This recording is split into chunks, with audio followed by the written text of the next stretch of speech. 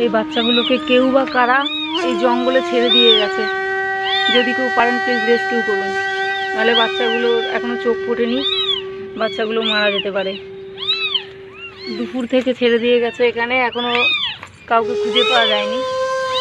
বাচ্চাগুলোর হয়তো যত সম্ভব মনে হয় 4-5 দিন হয়তো বয়স হবে। যদি কেউ পারেন বাচ্চাগুলোকে প্লিজ বাঁচান।